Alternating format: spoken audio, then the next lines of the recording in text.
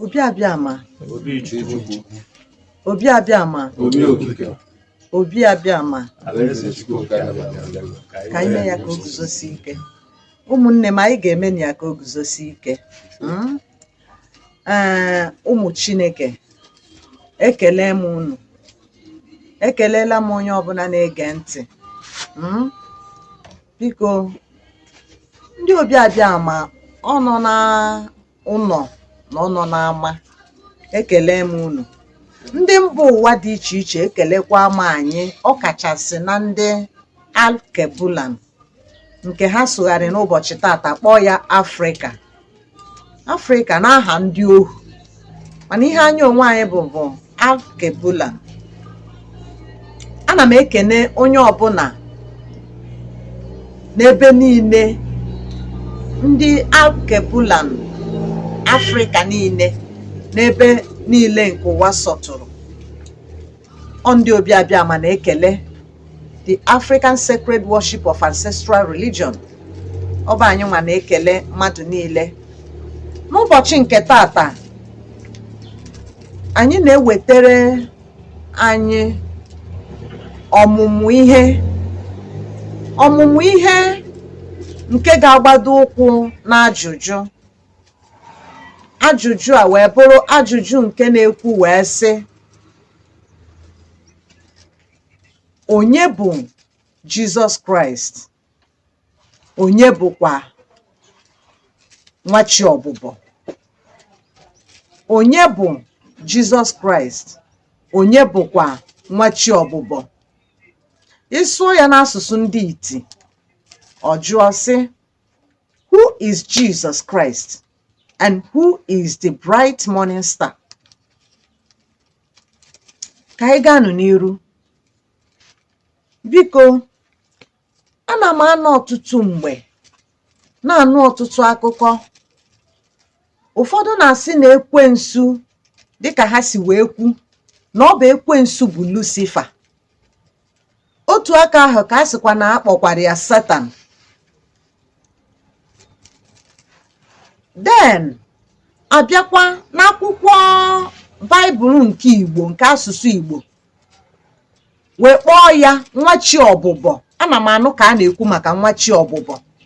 Mbatakwakwa na oyibo, na-anụkwa ka a na-akpọkwa the bright morning star. O wee bụrụ nnukwute ihe mgbagwoju anya wee nye m,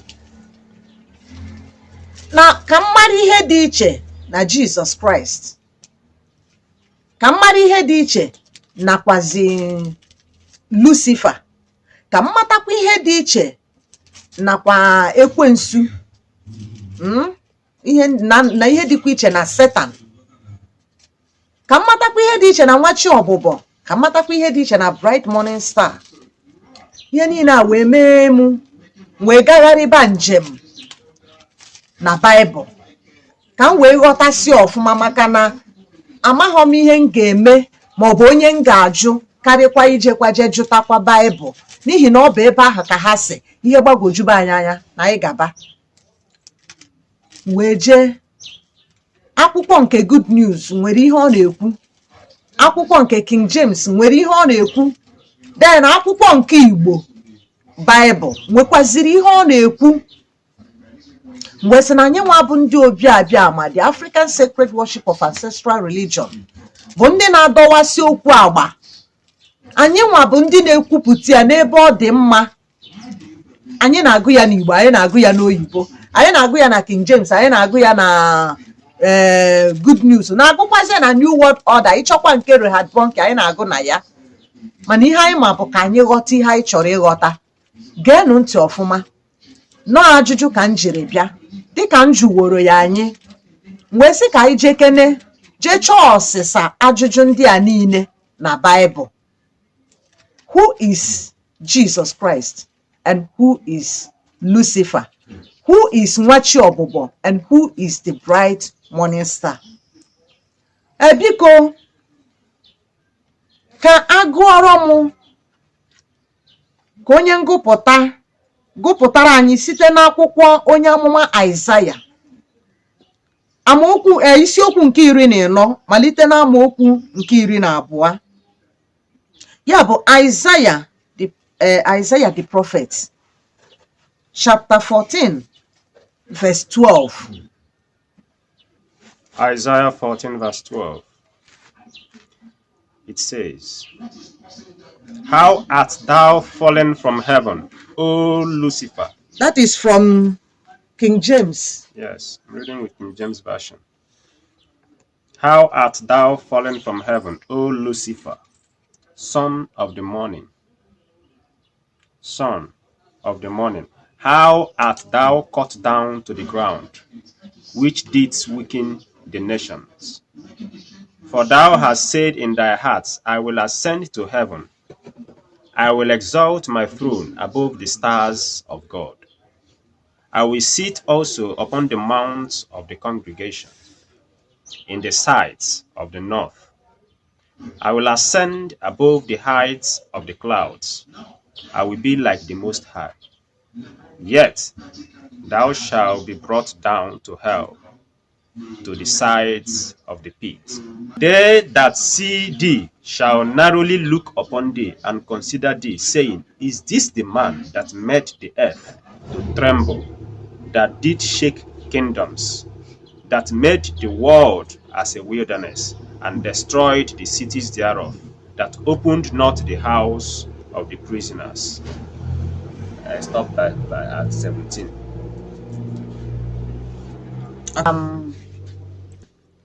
Mana achọkwara m ka anyị sụgharịa ya n'asụsụ Igbo. Ọ ma na King James bụ thou thou. How thou hast fallen from heaven, O you Lucifer, Okay. the son of morning.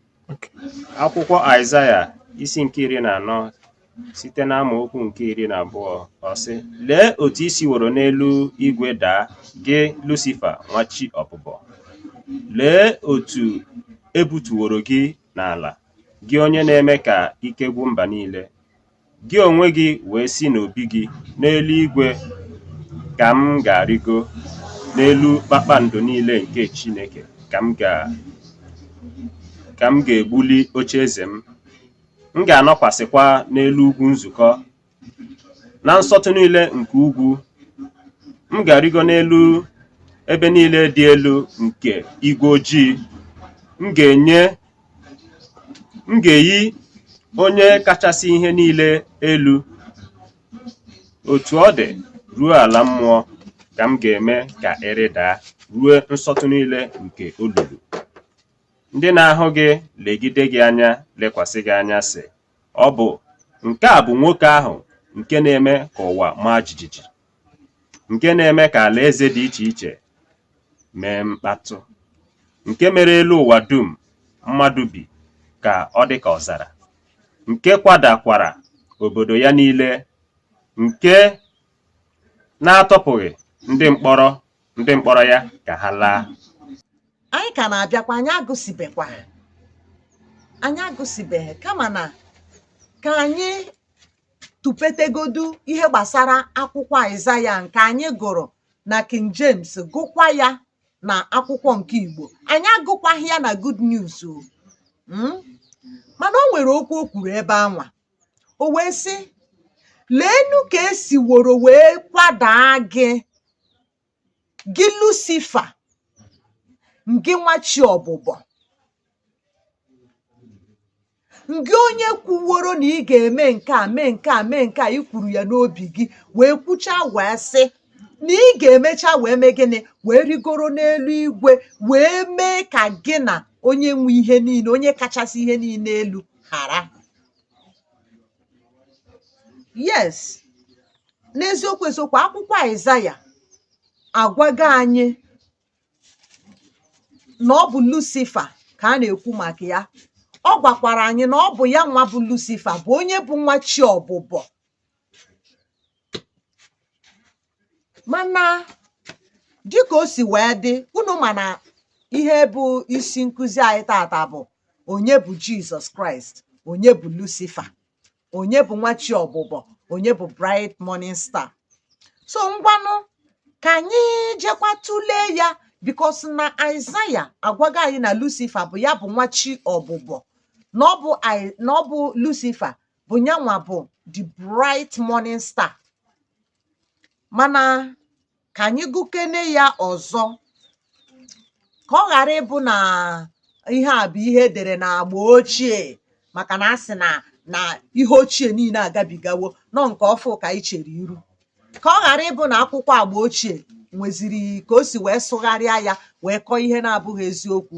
Ka anyị jegodu na 2 Peter ka anyị gụkene 2 Peter, ya bụ na akwụkwọ nke abụọ nke edejere Peter, ma ọkwanụ nke Peter dere, ọ bụ anọghọ m ebe ọ nọ wee mee, ọ bụ nke edejere Peter ma ọ bụ nke Peter dere, akwụkwọ ya nke abụọ, bido na amaokwu nke mbụ wee ruo na bido na amaokwu nke mbụ, oke isiokwu nke mbụ na amaokwu nke 19, ya bụ 2 Peter chapter 1 verse 19.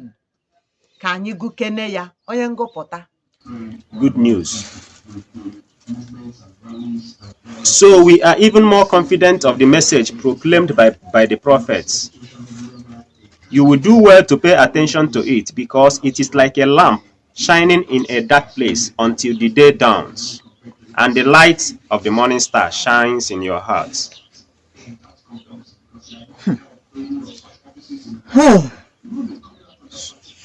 So we are given more confident of the message proclaimed by the prophets.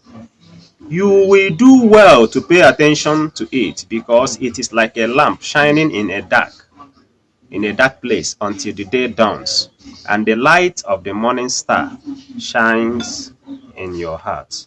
Morning star. Anyị anụgo ka nke akwụkwọ Peter nke abụọ, isiokwu nke mbụ amaokwu nke 11, ya bụ 2 Peter chapter 1 verse 19, ka o kwuru okwu nke ya wee sị ka anyị gụkene ya na asụsụ Igbo, ka anyị gụkene ife a n'asụsụ Igbo, anyị gụọ n'oyibo, anyị agụọ n'asụsụ nke Igbo, biko. Akwụkwọ ozi nke abụọ nke Peter degara ndị Kraịst niile. Nke mbụ site n'amaokwu nke 19, emekwara ka okwu amụma ahụ guzosiere anyị ike karịa, nke unu na-eme nke ọma n'ịṅa ntị ya dịka oriọna mgbe ọ na-enwu n'ebe bara ọchịchịrị ruo mgbe chi ga-abọ, kpakpando chi ọbụbọ wee tibe n'obi unu. Anyị anụgo ihe gbasara otu ihe gbasara kpakpando chi ọbụba, ya bụ nwa chi ọbụbọ, makwanụ bright morning star. That is akwụkwọ Aịzaya na-akọwa na Lucifer ka akwadara site n'eluigwe, maọbụ na akwadara ya, mana nke bụ eziokwu bụ na o tego ori anyị ji wee nụba n'akụkọ, dịka akụkọ ọdịnarị akụkọ a na-akọrọ anyị, dịka akụkọ ifo, makwanụ dịka Baịbụl sikwa wee na-ekwu ya, na achụdara Lucifer kemgbe anyị na otego anyị nụba. Amụọla m mbido n'ụbịa, amụrụ nna m n'ụbịa, amụọ nna mụrụ nna m anụbaghị ya, na achụdara onye Lucifer nke ha nwa kpọziri ekwensu n'Igbo, bịakwa kpọkwa ya nwa chi ọbụbọ. Anụrụ m ya, anụbugo m ya mbụ na ọ dị like that. Mana kedụzi ka 2 Peter si agwazi anyị, ọ dịkwazi ka na-eme anyị encourage, ya bụ ọ dịka a na-agbazi anyị ume, ejizi this bright morning star wee na-agba anyị ume, maka na na-ekwu ka ndị nke ọzọ si wee kwuo, ya bụ ndị amụma mbụ si wee kwuo ihe gbasara this bright morning star, abịa dịzi ka eji ya wee na-agba anyị ume. Ọ dịkwazị ka a na-akọwa na bright morning star nwanụ bụzi ihe ọma, ya bụ na 2 Peter. Aghọtara m ịma unu ma na ajụjụ ka anyị na-ajụ tata, onye bụ Jizọs Kraịst, onye bụ Lucifer, onye bụ nwa chi ọbụbọ, onye bụ bright morning star? Chetakwanụ nọ ihe bụ isiokwu anyị. O tego mgbe m ji wee na-aghọta na ndụ ma na ekwensu, ndị Igbo dịka ndị ụka ghọtara ekwensu dịka ihe ọjọọ, ha wee kpọọ ya n'aha Igbo Satan maọbụ devil, na ọ bụ ekwensu bụ afa ya, na ajọ mmụọ na ọ bụ ekwensu bụ afa ya, na ọ bụ Lucifer bụ afa ya na oyibo, bụrụkwazie Satan bụrụ devil. Mana today ana m anụ ka a na-akpọ Jizọs dịka sị na Jizọs bụ onye nzọpụta ụwa. Ana m anụkwa ka a na-etu afa niile, na-etu Jizọs afa niile dị iche iche, na-asị yes na Jizọs bụ ihe niile, na ọnyanwa nwe mmụọ nwere mmadụ, na ọnyanwa bụ eze ukwu bụrụ eze nta, na ọnyanwa bụ ihe niile. Amana a na-agụkwa ya n'egwu, I will worship you Jesus, the bright morning star. Mana today m na-aghọtakwazi na bright morning star nụnwa nwere ife ọ bụ. Aghọtakwa m, ọkwa ajụjụ ka anyị ji bịa. Who is Jesus and who is Lucifer? Who is Nwachi Ọbụbọ and who is bright morning star? Ka anyị lekwa anya ọzọ n'akwụkwọ nke Mkpughe, akwụkwọ Mkpughe isi nke 22 amaokwu nke 16. That is Revelation chapter 22 verse 16. Ka anyị gụgodu na oyibo, anyị gụsịzịa n'oyibo ka anyị wee gụkwazie n'Igbo. I, Jesus, have sent my angel to announce these things to you in the churches. Egekwanụ ntị o. I am descended from the family of David. Unu anụrụ ya? I am the bright morning star. Onwe ife unu nọ. Akwụkwọ Mkpughe 22.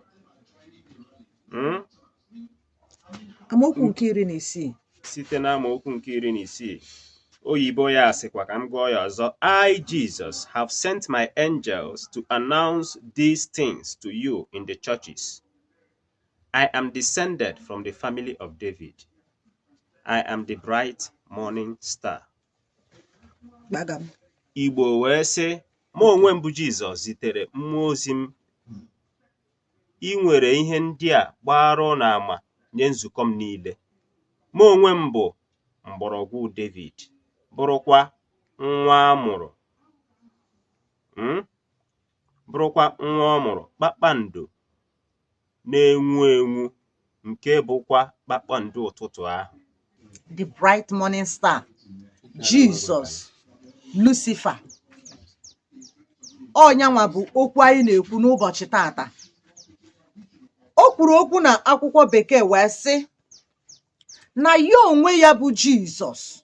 Ọkwa otu a ka o kwukwara n'akwụkwọ nke Igbo, na ya onwe ya bụ Jizọs ezipụgo ndị mmụọ ozi ya ka ha kwusa ihe ndị a niile n'ụlọ nzukọ ya dị iche iche. Odo na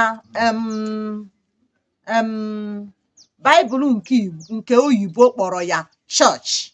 Ọkwa anyị nụrụ ya? Chọọchị ka ọ kpọrọ ya. Obi Abịama. Obi Abịama. Obi Abịama. Anyị ga-eme ya ka o guzosie ike. Ọ sị na ya nwa bụ Jizọs zipụrụ ndị mmụọ ozi ya ka ha gbaa ama, wesaa ama anụ. Ọkwa ndị mmụọ ozi ya ka o kwuru. Ọ bụrụ mmụọ ozi Chineke, nọ mmụọ ozi nke ya nwa bụ Jizọs. Yes, anyị ma na onye ọbụla dịka ndị niile a na-akpọ boss, ha na-enwecha ụmụ ọrụ. Ndị niile a na-akpọ chairman, ha na-enwecha ụmụ ọrụ. Ndị niile a na-akpọ eze, igwe, ha na-enwecha ụmụ ọrụ. Onye ọbụla isi ya ka nke ibi ya, ndị ọbụla nọ n'okpuru ya bụ ụmụ mmụọ ozi ya. Ọ sị na nyanwa bụ Jizọs ezipụgo ndị mmụọ ozi ya. That is to say na o nwere ndị bụ ndị mmụọ ozi nke ya nwa. Na ya nwe ezipụgo ha ka ha jee na nzukọ niile na churches wee kwusa okwu a ka ọ banye fa n'ime, na ọ bụ nyanwa na onwe ya bụ onye nke sitere n'agbụrụ David, mana nyanwa bụ morning star, the bright morning star. Mana ka m gwa na eziokwu, ndị a bụ ndị ọcha, ha ma ihe ha na-eme. Mana anyị nwa bụ ndị a na-aghọrị bụ ndị na-amaghị ihe eji anyị eme. Ọmụma je konukọta David, ọmụma je kote David. And nke ọzọ, ọ bụrụ na ị jụọ m kedu reason ndị a jikọta David n'okwu a, ha ma na emesie n'ụwa ama n'ụwa ọzọ na ndị mmadụ ga-emecha chọpụta na David bụ onye ojii ka ọ bụ na ọ bụrụ onye ọcha. David bụ onye isi ojii, onye Hibru, ọ bụrụ onye ọcha ka ọ bụ. Ha nwa na onwe ha ma na onye a ha ji wee bịa kee ụwa agbụ dị iche iche nke bụ ha kpọrọ onye Jizọs na ọ bụ mmụọ ọjọọ. Listen, obi agbala gị njọ. Ama m na ngwa ngwa m kwuru okwu a, ọ bụrụ na ọ na grupu ka ị ga-agba left ozugbo. Ọ bụrụ na ị na-ege okwu a m na-ekwu, ị ga-emuvu ozugbo gbanyụọ ife a, mana agbanyụna ya wepụtagodo chọpụtagodo okwu n'ọnụ onye na-agwa gị okwu. Ha ma na emesie nke ndị bekee kpọrọ by and by, na nke nwa ka emesie chọpụta nke bụ eziokwu. Ha wee mee ka ịghọtazie na mmụọ ọjọọ anwa ha konukọtara na ọ bụ na agbụrụ David ka o si wee bịa. Mana ọ gwa asị, ebe ha gwara gị na Jizọs bịara ka ọ zọpụta gị, gwa gị na Jizọs bụ onye nzọpụta ụwa, gwa gị na Jizọs bụ ọkpara nke Chineke, gwa gị na Jizọs bụ ihe niile, wee mechaa taata wee si ha n'ọnụ pụta na nwa chi ọbụbọ bụ ajọ mmụọ, na bright morning star na ọ bụ ya bụzi Jizọs, and na ọ bụ Satan or Lucifer bụ ya nwa bụ bright morning star. How come Jizọs jizi wee bụrụ bright morning star? Ọkwa Baịbụl ha dere ka anyị na-agụ, anyị gụkwara ya na na Old Testament, gụkwa ya na New Testament, ya bụ agba ochie na agba ọhụrụ. Mana ọ dịzie ka agba ọhụrụ nwa na ọkazi agwa ya anyị ka anyị ghọta ya ọfụma. Ọ sị na nyanwa bụ Jizọs ezipụgori ndị mmụọ ozi ya ka ha jee n'ebe niile dị iche iche wee kwusa ozi a ka ọ banye onye ọbụla na ntị, nakwa na nzukọ ya dị iche iche na churches, ka ha mara na ọ bụ nyanwa the bright morning star, nwachi ọbụbọ, Lucifer, ekwensu. Ka anyị bịakwa n'akụkụ nke ọzọ, biko ụmụ Chineke, unu na-edetukwa quotations niile a na-enye unu. Nke mbụ bụ Isaiah chapter 14 verse 12 to 17. Nke abụọ bụ 2 Peter chapter 1 verse 19. Nke ịtọ bụ Revelation chapter 22 verse 16. But right now anyị na-aga ka anyị gụkwa ebe ọzọ n'akwụkwọ nke Revelation, ya bụ n'akwụkwọ nke mkpughe, nke bụ isiokwu nke abụọ amaokwu nke 28. Revelation chapter 2 verse 28. Ebe a ka anyị ga-agụ kịta. Anyị gụọ ya n'oyibo, anyị agụkwa ya n'Igbo. Okay, I'm reading with Good News Bible, which comprises 26, 27, and 28 together. I read, "To those who win the victory, who continue to the end to do what I want, I will give the same authority that I received from my Father. I will give them authority over the nations, to rule them with an iron rod, and to break them to pieces like clay pots. I will also give them the morning star." To those who win the victory, who continue to the end to do what I want, I will give the same authority that I received from my Father. I will give them authority over the nations, to rule them with an iron rod, and to break them to pieces like clay pots. I will also give them the morning star. Onye na-emeri emeri na onye na-edebe olu m niile ruo ọgwụgwụ ihe niile, ya ka m ga-enyekwa ike ịchị mba niile. Ọ ga-enwerekwa mkpanaka igwe zụọ ha dịka atụrụ, dịka a na-akụjisi ite nke ọkpụ ite. dịka m onwe m natawokwara n'aka nna m, m ga-enyekwa ha kpakpando ụtụtụ. Onye nwere ntị ya nụ ihe mmụọ nsọ na-agwa nzukọ Kraịst. O nwere unu anụrụ ntị m akara dị nke unu, maka na o nwere ka English ya si asụ ya, nke bekee o nwere ka o si eti ya ka akị, o tie ya ọ daa gbowam. Unu anụkwara ya na ya nwa na ndị ọbụla na-emeri emeri. Ịghọtago?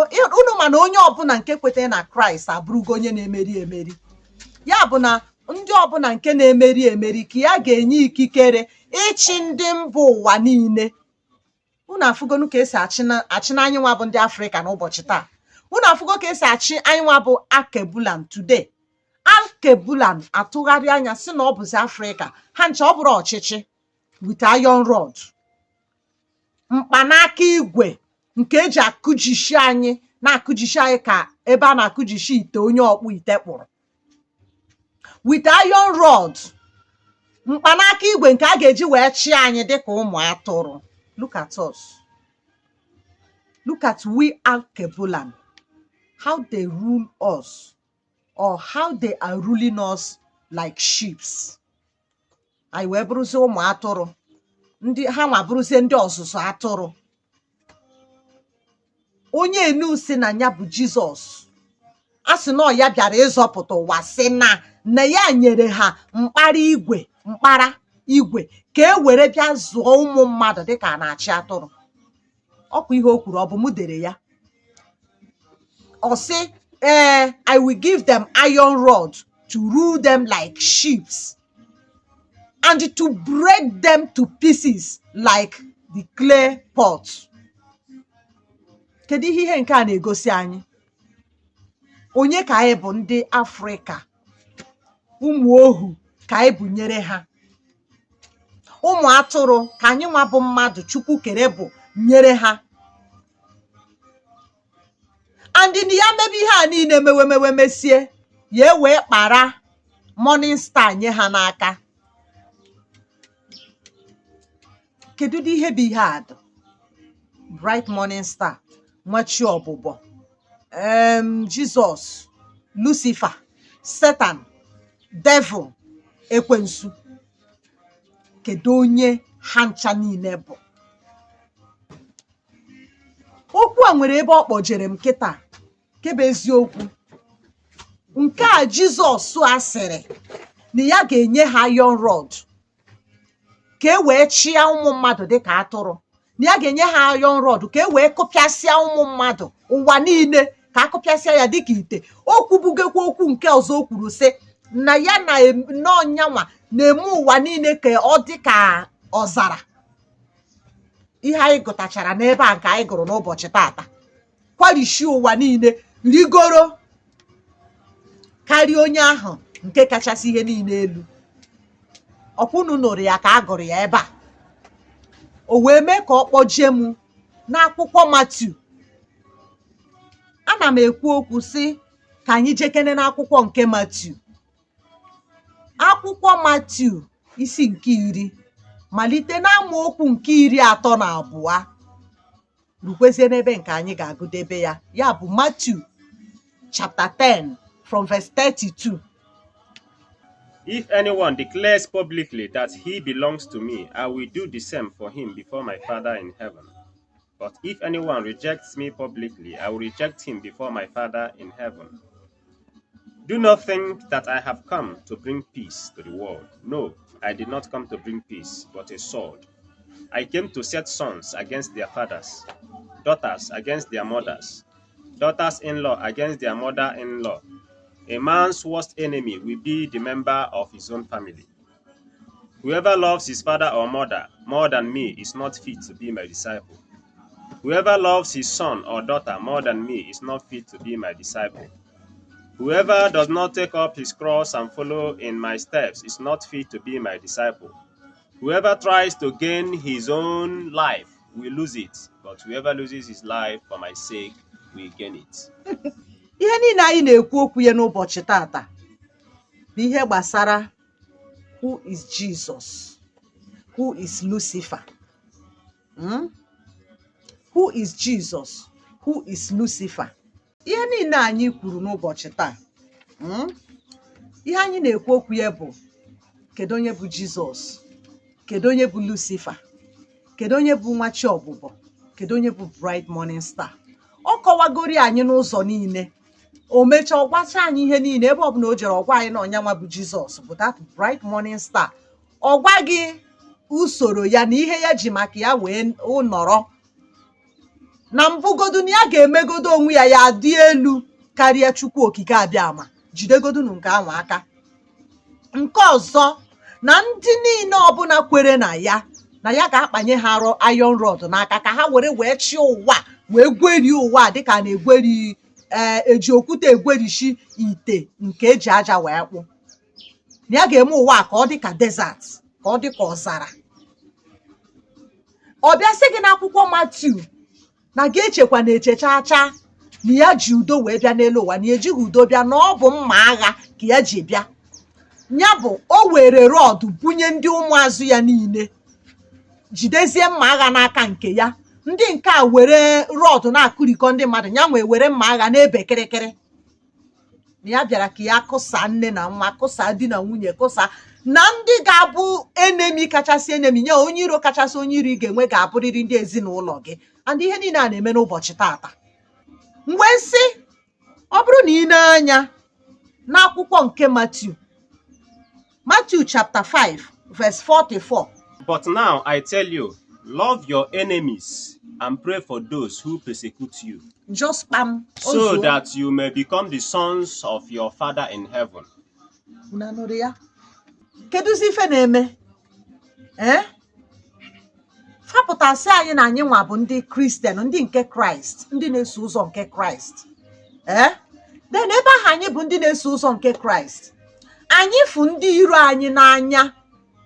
Anyị fụ ndị iro anyị n'anya. Anyị afụ ndị ahụ, anyị anabata ndị ahụ na-akpagbu anyị. Mana anyanwa bụzi Kraịst ga-eji mma agha n'aka ịnọ na-eberikọ anyị. Nyanwa bụ Kraịst ga-enye ndị ụmụazụ ya mkpara ka ha wee na-akụtusi ụwa, wee jezie ebe enu chịrịkwa ofu mma agha ahụ na egbe chinye ndị nke ọzọ, kpọọ ha Muslim, gwa ha na amount of mmadụ one ha gburu n'elu ụwa ga-eme ka ha bụrụ nwa Chukwu n'eluigwe. And n'ọba amount of onukwu anyị nwa dara n'ụwa mgbe anyị nabatara mma agha eji egburisi anyị ga-emezi ka anyị nwa bụrụ ụmụ nke Chukwu n'eluigwe. What is all this? Ka anyị fụgodo ihe ha kwuru n'akwụkwọ Luke chapter 14 verse 26 to 27. Ka anyị fụgodo ihe ha kwuru ebe anwa. If one of you is planning to build a tower, 26, whoever comes to me cannot be my disciple unless he loves me more than he loves his father and his mother, his wife and his children, his brothers and his sisters, and himself as well. Whoever does not carry his own cross and come after me cannot be my disciple. The same thing. Jesus one ka na-ekwukwa okwu o. That na onye ọbụla ma n'ụwa nke a na ọ ga-abụ oyi ya, onye ma na ọ fụrụ ya nwa bụ Jizọs n'anya, ga-abụrịrị onye ga-akpọ nne ya asị, kpọọ nna ya asị, kpọọ nwunye ya asị, kpọọ ụmụ ya asị, kpọọ famili ya niile asị, wee bute obe wee sobe ya nwa bụ Jizọs. Ọ bụ na ime ha otu ahụ, ịfụghị ya n'anya. Geenụ ntị, kedu ụdị ọchịchị ọzọ unu chọrọ na ndụ a? Kedu ụdị ohu ọzọ unu chọrọ ka agba unu karịrị ohu nke a gbagoro unu? Alkebulan Africa, ohu nke a gbagote. And ihe niile na-emegbado na be anyị n'ụbọchị tata. Chineke nna bụ onye kere anyị bụ Chukwu okike abịama kwuru okwu n'akwụkwọ Jeremaya 29 verse 11 si na ya maara echiche nke ya na-echere anyị, na ọ bụ echiche udo, echiche ime ka ihe gara anyị nke ọma. Ọ bụrụ na anyị ga-abịakwute ya mee ihe ya onwe ya kwuru, nọ ihe a bụ ihe ga-abụ ihe nketa anyị. Echiche udo bụ oke nke rubere anyị. Mana Jizọs wee bịa sị gị na ya nwee ewetaghị udo n'ụwa chaa. O ji iron rod bịa, o ji mma agha wee bịa, ọ na-ekposasị ụwa dịka ọzara. Nyanwa ga-eguzoro wee guzoro mee onwe ya ya dị ike karịa Chukwu kere ụwa. iwe hapụ Chineke sị gị bịa soro ya na ya ga-eme enye gị udo, sobe onye ji mma agha wee na-egbu anyị ka a na-egbu nkịta, ka a na-egbu ọkụkọ n'ụbọchị tata, ka achịba anyị dịka atụrụ, apụtasị onye eguzobe chọọchị nke ya kpọọ ya onye ọzụzụ atụrụ, nke nwe je bụrụ atụrụ nọrọ ebe ahụ ya nwe werezie mkpara na anyụ ike na-achụ gị dịka atụrụ ịbụ ndị ọzụzụ atụrụ, a na-ekwu ya ọ dịka emechakwa agwakwa unu agwa na Jizọs bụ onye ọzụzụ atụrụ tru na onye ọzụzụ atụrụ ka ọ bụ, apụta esi ebe o ji mkpanaka, si ebe o kposara ụmụ igwe atụrụ.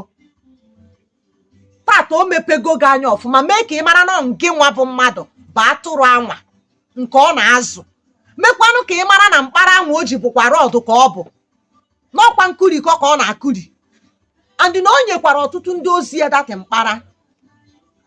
Unu anụrụ okwu e kwuru tata na ọ na-eme onwe ya ka ọ nọrọ n'ogogo dị elu karịa Chukwu nna? No wonder Philippians chapter 2 verse 10 ji wee sị gị gịnị?